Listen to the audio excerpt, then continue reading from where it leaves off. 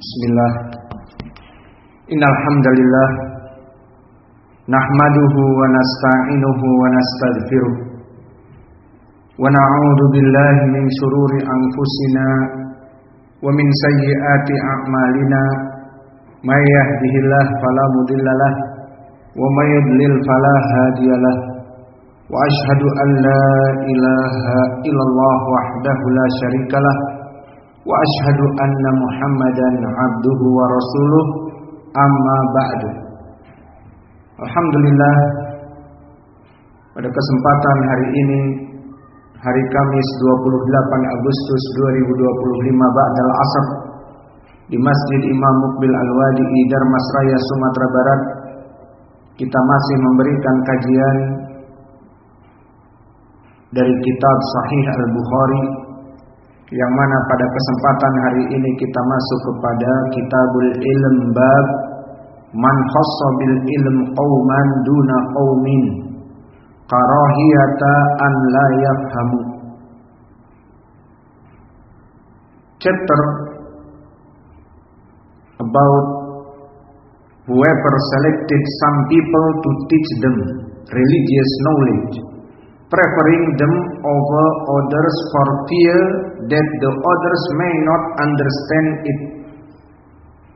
Maknanya adalah bab seseorang guru, seseorang pengajar memberikan kajian khusus, memberikan pelajaran khusus kepada orang-orang yang dia inginkan dan meninggalkan sebagian kepada yang lain, dikarenakan ditakutkan dari orang-orang yang lain ini tidak memahaminya.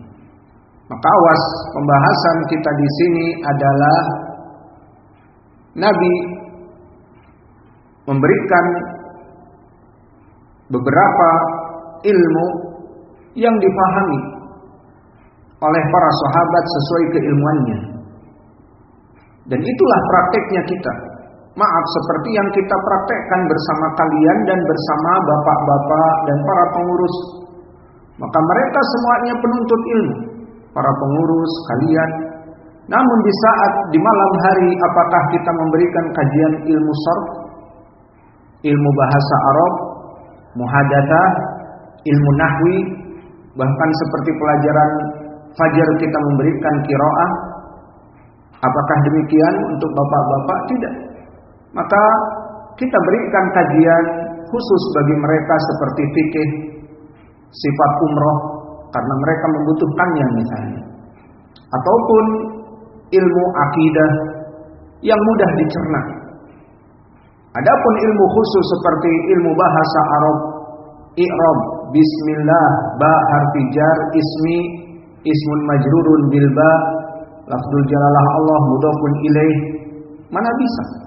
Maka di sini untuk contoh saja praktik, seorang pengajar memberikan ilmu khusus kepada orang-orang yang bisa memahami, sehingga diajarkan ilmu sharh dan ilmu lughatil arabiyah, dan kepada para pengurus dan bapak-bapak yang mungkin belum memahami itu diberikan kajian seperti fikih yang mendasar ataupun kajian dari akidah. Itu contohnya. Nah, inilah bab yang akan kita bahas. Maka langsung masuk kepada ucapan Imam Al-Bukhari. Awas di sini. Wa qala Aliyun hadithun nasa bima ya'rifun atuhibbuna an yukadziballah wa rasuluh. Berkata Ali radhiyallahu anhu, and Ali said radhiyallahu anhu, you should preach to the people according to their mental caliber, so that they may not convey wrong things about Allah and His Messenger sallallahu alaihi wa ala alihi wasallam. Maknanya Ali berkata radhiyallahu anhu, hadithun nas, kamu berbicara dengan manusia wahai para dai, maka bicaralah dengan manusia itu bima ya'rifun, sesuai keilmuan mereka, sesuai pengetahuan mereka. Atuhibbuna an yukadziballahu wa rasulah aw wa rasuluh, maka apakah kamu ingin menjadikan ucapan Allah dan ucapan Rasul itu didustakan dikarenakan kamu memberikan kepada mereka apa-apa yang tidak dipahami? Maka ini ucapan Ali radhiyallahu anhu sama seperti yang kita berikan tadi. Kita mengajari bapak-bapak misalnya ilmu sharh. Daraba, daraba, darabu, darabat, darabata, darabna. Bingung, apa ini ilmu? Atau ilmu mengi'rab dari definisi fa'il, maf'ulun bihi, tidak paham. Maka kata Ali, haditsun nasa bima ya'rifun. Dalam permasalahan agama ini kamu berbicara tentang agama sesuaikan dengan kemampuan mereka. Maka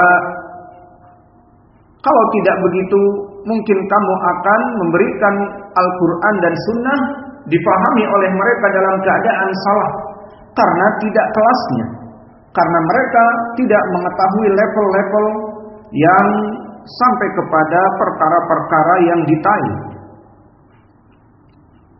Maka ini ucapan Ali, perhatikan mahaluh di sini mu'allaq. Apa definisi mu'allaq di ilmi hadis?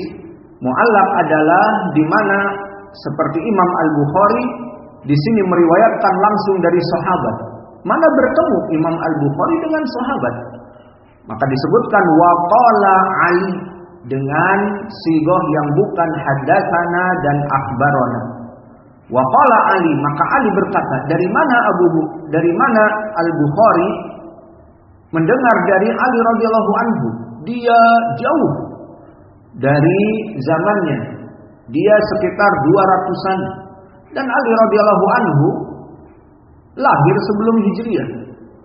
Maka di sini butuh kepada sanad. Dan di sini di dalam hadis ini faidahnya pengetahuan tentang hadis mu'allaq yang mana disambung oleh Imam Al-Bukhari di sahihnya sendiri. Ini dia contohnya. Mana hadis Ali itu sanadnya? Ini disebutkan setelahnya. Maka kita baca setelahnya sanad. Haddatsana Ubaidullah ibnu Musa an Ma'ruf ibnu Harubud an Abi Tufail an Ali bidzalik. Dari sini kita mengetahui bahwa sanad dari Ali tadi adalah bersambung dikarenakan Imam Al-Bukhari telah menyambungnya di sahihnya. Maka faedah dari hadis ini di dalam ilmu mustalah hadis, hadis-hadis yang mu'allaq di sahih Al-Bukhari itu hukumnya bagaimana? Asalnya dhaif. Namun dilihat apakah disambung oleh Imam Al-Bukhari di sahihnya, contohnya seperti hadis ini. Maka hadis ini disambung oleh Imam Al-Bukhari, maka ucapan Ali sanadnya sahih. Dan bisa jadi disambung oleh Imam Al-Bukhari bukan di sahihnya, tapi di kitab lain seperti Imam Muslim menyambungnya, atau Sunan Abi Daud, Ibnu Majah, An-Nasa'i, At-Tirmidzi, atau Imam Ahmad dan yang lainnya. Maka kalau begitu mu'allaq dari Imam Al-Bukhari hukumnya tafsil jelas, hukumnya butuh diperinci. Jika disambung oleh Imam Al-Bukhari di sahihnya dengan sanad tadi, maka sahih. Dia menyebutkan dari gurunya Ubaidullah ibnu Musa, gurunya. Kemudian dari gurunya ke gurunya sampai kepada Ali. Maka di sini bersambung.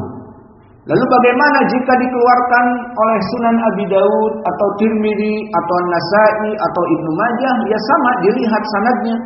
Jika sahih dihukumi sahih, jika dhaif dihukumi dhaif. Maka kita kembali kepada sanad. Maka di sini disebutkan oleh Imam Al-Bukhari, haddatsana Ubaidillah ibni Musa an Ma'ruf ibni Kharabudin an Abi Tufail an Ali. Nah, di sini Imam Al-Bukhari menyebutkan guru-gurunya. Maka Ubaidillah ibnu Musa dari guru yang pertama, siapa dia? Ubaidillah ibnu Musa ibnu Abil Mukhtar. Maka dia Al-Kufi, Al-Absi Al-Kufi. Dan dia hidup di Tabaqah At-Tasi'ah. Dan Tabaqah At-Tasi'ah, the stage of the nine is the small of the itba'u tabi'in. Dia adalah itba'u tabi'in yang paling kecil. Dan dia dari segi ilmu jarh wa ta'dil adalah rawi yang thiqah. Berkata Ibnu Adi, thiqatun.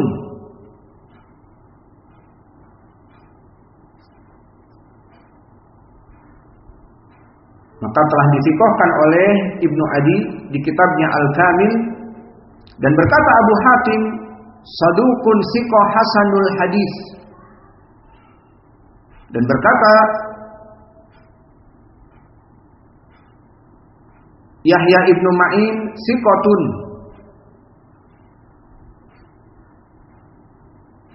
Maka inilah keadaan dari rawi ini, yang jelas dia rawi thiqah. Maka meriwayatkan setelah itu Ubaidillah Ibnu Musa dari gurunya Ma'ruf Ibnu Kharbudin. Maka Ma'ruf di sini Al-Makki Al-Qurasi.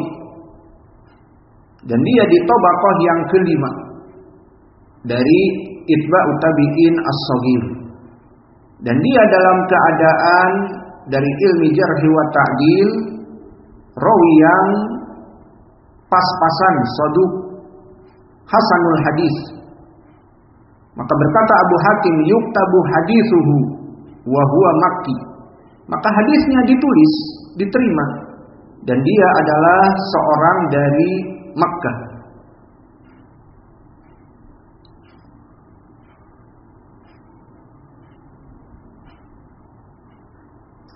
Dan didhaifkan oleh Yahya Ibnu Ma'in.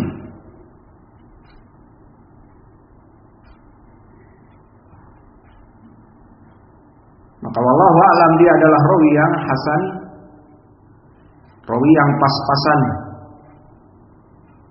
Kemudian meriwayatkan dari Abu Tufail.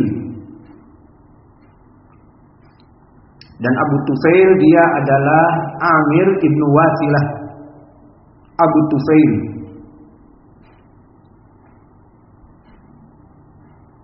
Maka Abu Tufail di sini disebutkan oleh para ulama lahu ru'yah.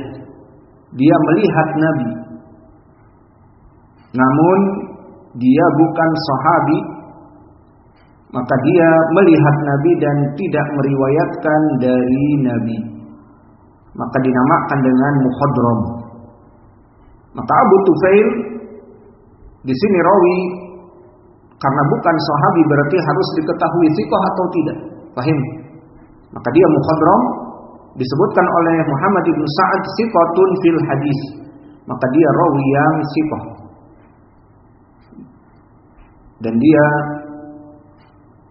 menurut para ulama bukan sahabi. Dan sebagian ulama mengatakan dia sahabi. Seperti Imam Muslim, lahu suhbah, kata Imam Muslim dia sahabat. Namun yang rajih bukan sahabat. Yang jelas dia dithiqahkan oleh Ahmad bin Hanbal. Berkata Imam Ahmad thiqah. Dan juga oleh Ibnu Sa'ad tadi dithiqahkan. Maka yang jelas dia seorang tabi'i dan dia melihat kepada Nabi namun tidak meriwayatkan dan tidak duduk bersama Nabi. Maka hadisnya di sini sebagai seorang tabi'i. Maka dari Abu Tufail dari Ali, maka dia melihat dan meriwayatkan dari Ali. Maka sanad dari Ali sanad yang sahih. Maka kita kembali kepada hadis Ali tadi. Ali berkata kepada manusia, para sahabat dan murid-muridnya, haditsun nas bima ya'rifun. Maka kalian mengajari ilmu agama melihat kepada mad'u. Jika mad'unya bukan penuntut ilmu seperti kalian, menerima ilmu apa saja, maka jangan diberikan ilmu-ilmu yang mereka tidak paham. Maka ditakutkan kalian memberikan Al-Quran dan Sunnah dipahami dalam keadaan salah. Kemudian setelah itu Imam Al-Bukhari memberikan 2 hadis. Yang mana hadis ini telah kita lewati dan sebagai contoh. Maka hadis ini yang telah kita lewati kita baca sebagai peringkas dan memahami bagaimana dulu dan para sahabatnya Nabi mempraktekkan seperti ini. Tidak sembarangan orang itu dipukul rata mendapatkan ilmu. Maka kita baca dan sanadnya tidak usah kita bahas karena sudah terlewat. Berkata Al-Imam Al-Bukhari di hadis contoh yang pertama, haddatsana Ishaq ibnu Ibrahim qala haddatsana Mu'adz bin Hisham qala haddatsani Abi an Qatadah qala haddatsana Anas ibnu Malik anna Nabiy sallallahu alaihi wa ala alihi wasallam wa Mu'adz radifuhu ala ar-rahli qala ya Mu'adz ibn Hanbal qala labaik ya Rasulullah wa sa'daik qala ya Mu'adz qala labaik ya Rasulullah wa sa'daik salatan qala ma min ahadin yashhadu an la ilaha illallah wa anna Muhammadan Rasulullah sidqan min qalbihi illa haramahu Allahu 'alan nar qala ya Rasulullah afala ukhbiru bihi an-nas fayastabshiru qala idan yattaqilu wa akhbara biha Mu'adz inda mautihi ta'assuman. Hadis ini telah terdahulu, langsung kita masuk kepada sahabat dari Anas bahwa Nabi dulu membonceng Mu'adz pada tunggangan, yakni keledai. Maka bertanya Nabi kepada Mu'adz, wahai Mu'adz, labaik ya Rasulullah wa sa'daik. Maka itu adab seseorang jika dipanggil. Maka anak-anak kita dan semua iyalana idza du'iya ya fulan ya fulanah wajalisah fi ghurfah atau fil firas ya fulanah ada mati ada au tatakallam ais urid kada wa kada wa hiya fil firas wa ummuha fi ghurfah tsani mati ada. Maka dulu para sahabat dipanggil oleh Nabi, ya Mu'adz labaik wa sa'daik ya Rasulullah. Mereka datang dengan penuh hormat, apa yang bisa kami bantu? Apalagi ini anaknya. Maka tidak pantas anak dipanggil dengan ucapan seperti itu dan duduk di kursinya ataupun di kasurnya. Qala labaik wa sa'daik 3 kali.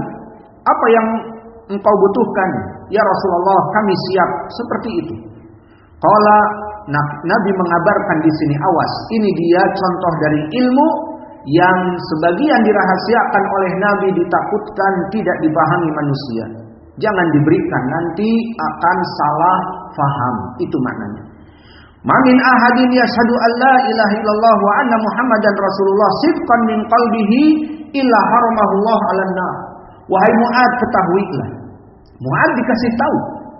Tapi orang lain jangan. Lihat bagaimana Nabi di sini memberikan contoh. Wahai Mu'adz, ketahuilah, tidaklah seseorang bersyahadat la ilaha illallah dan aku adalah Rasulullah sidqan min qalbi, dengan penuh kebenaran di dalam hatinya dan tidak ada keraguan, maka Allah mengharamkan dia dari api neraka. Lihat contohnya, Nabi memberikan ilmu kepada Mu'adz. Siapa Mu'adz? Alim dari para sahabat, memahami perkara ini. Apa maksudnya? Nabi memberikan perkara yang seakan-akan mudah. Barang siapa yang di hatinya mengimani Allah sebagai Rabb-Nya dan Nabi Muhammad sebagai utusannya, diharamkan masuk api neraka. Sekarang orang-orang misalnya yang awam dan yang malas, mereka akan mengatakan, oh gitu, ya sudah aku beriman aja kepada Allah dan Rasul, sudah, nggak usah sholat, nggak usah puasa. Akhirnya seperti itu, karena salah paham, fahimtum. Namun Mu'adz, apakah Mu'adz meninggalkan sholat? Tidak. Apakah Mu'adz meninggalkan puasa? Tidak. Lalu bagaimana dia mengetahui hadis ini? Hadis ini diketahui dan dipahami dan dia tetap melaksanakan ibadah. Lihat setelah itu. Maka setelah dia mendengar dari ucapan Nabi, barang siapa yang beriman kepada Allah dan Rasulnya, Allah mengharamkan api neraka atasnya. Apa jawaban dari Mu'adz? Qala ya Rasulullah, afala ukhbiru bihin nas fayastabshiru? Wahai Rasulullah, aku kabarkan kabar ini. Ilmu yang engkau berikan kepadaku, aku kabarkan kepada seluruh manusia. Bersifat umum, seluruh manusia. Para sahabat pada saat itu bermacam-macam. Ada yang baru masuk kepada Islam. Maksudnya ada yang baru hijrah. Ada yang baru ngaji. Belum paham apa agama Islam secara menyeluruh. Apa jawab Nabi di saat Mu'ad ingin menyampaikan secara umum kepada orang-orang yang paham kepada agama, atau yang belum paham, atau orang awam, atau baru masuk kepada Islam, atau baru hijrah kemarin?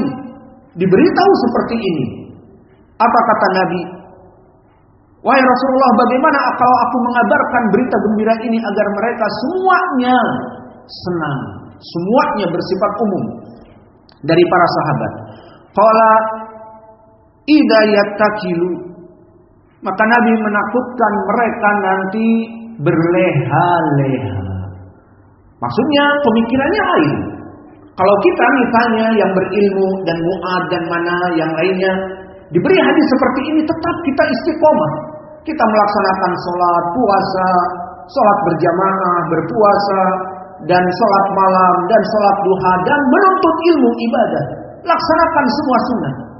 Maka orang awam mendengar ini, barang siapa yang beriman kepada Allah dan Rasulnya, diharamkan masuk api neraka.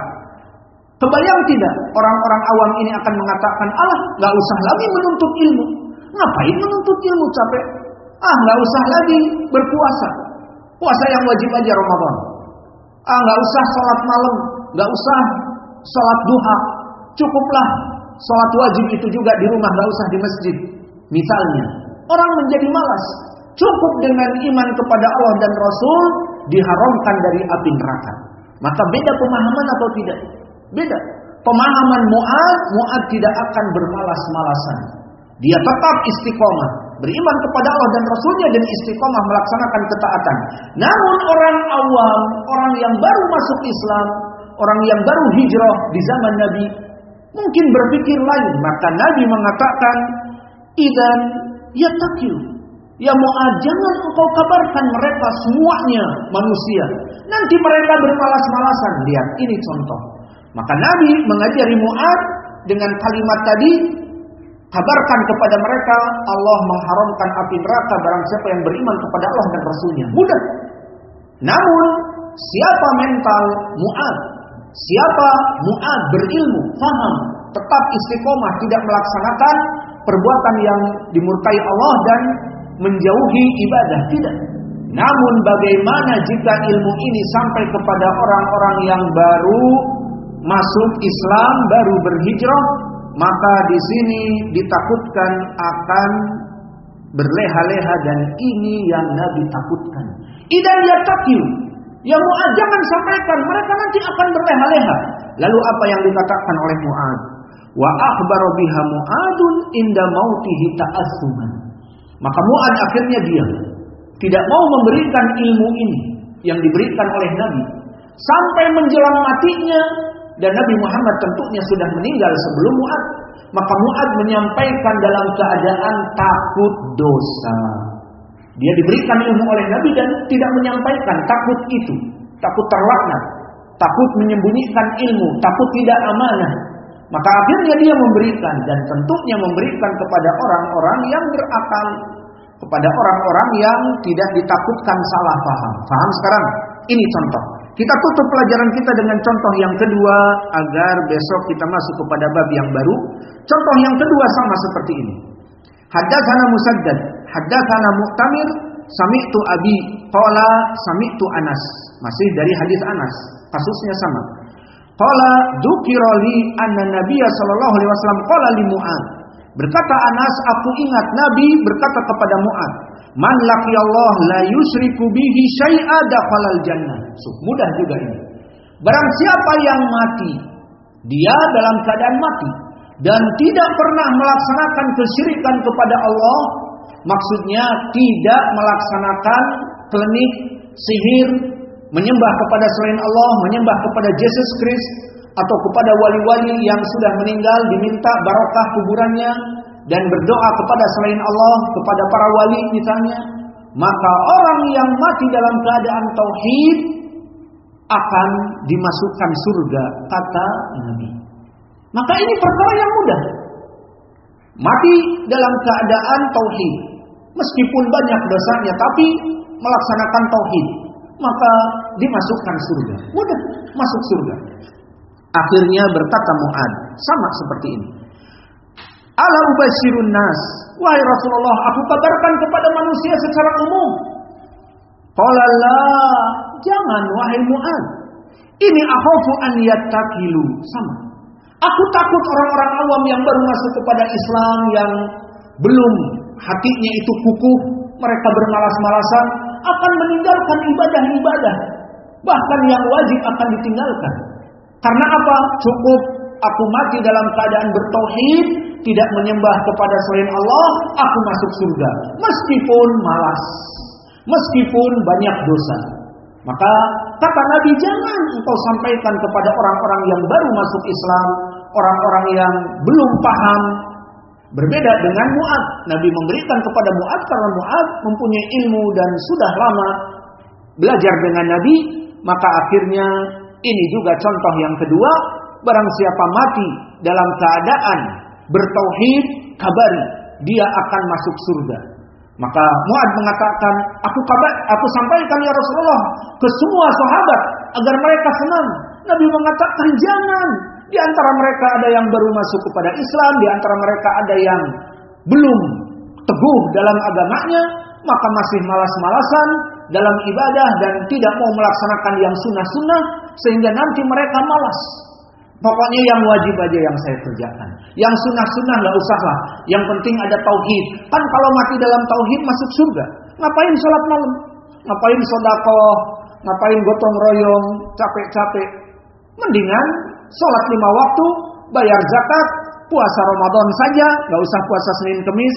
Itu yang ditakutkan oleh Nabi.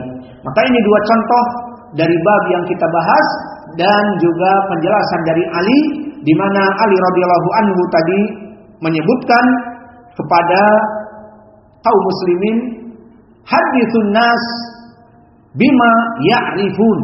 Maka kalian mendakwahi manusia itu sesuai dengan ilmu yang ada. Nah, ini ucapan dari Ali, contohnya Nabi. Dari 2 hadis yang kita berikan, bahwa Mu'adz ingin menyampaikan kepada khalayak awam dari para sahabat, jangan diberikan itu. Maka inilah yang bisa kita berikan. Wa naktafi ila huna wa jazakumullahu khairan wa barakallahu fi ilmikum. Subhanakallahumma bihamdika asyhadu an la ilaha illa anta astaghfiruka wa atubu ilaik.